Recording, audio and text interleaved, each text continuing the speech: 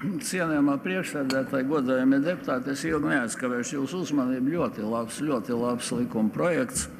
Es domāju, ka tur jāpapildina ar vienu lietu, kas ir aizmirsta. Ja redziet, mums ir tāda problēma, kā dažiem valdības locekļiem ar problēmām darba laikā atrasties ministru kabinetā un nodarboties ar personīgo meditāciju. Es nedomāju tikai cilvēks, kam ir, teiksim, tieksme uz alkohola lietošanu, bet es domāju šeit premjeri, finansu ministru, izglītības ministru, praktizējušo kristietu tieslietu ministri, kas darba laikā brauc uz meditācijas centru ar valsts dienestu automašīnām.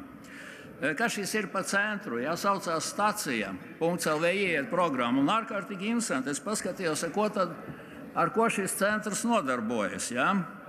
Darba kārtībā tur viņiem ir meditācija un transpersonālie fenomeni.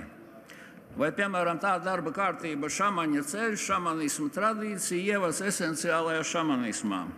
Sātanisms, tas ir piedošana šamanisms, īsti tā kā nebūtu Latvijas Satversmes atbalstītā kultūras tradīcija.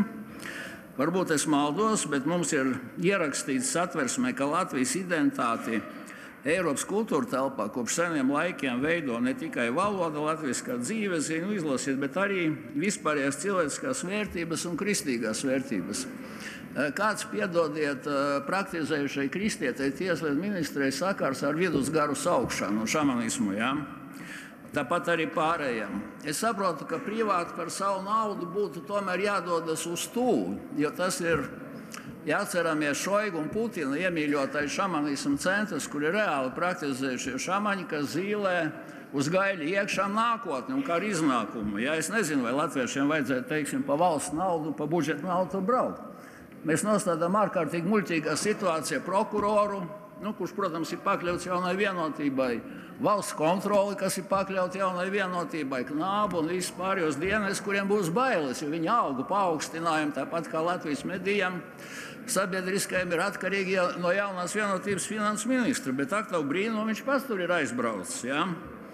Vēl es saprotu, ka varētu braukt, teiksim, uz tuvu, varbūt, ka nebūtu labi braukt, ja tur mūsu ienaidnieki un aizsardzības ministrs bijušais, bet varētu braukt arī uz Jakutiju. Un es atradu, ka vēl ir Labzeme. Kirsteņkungs, kāds tam sakars ar kur daži labi.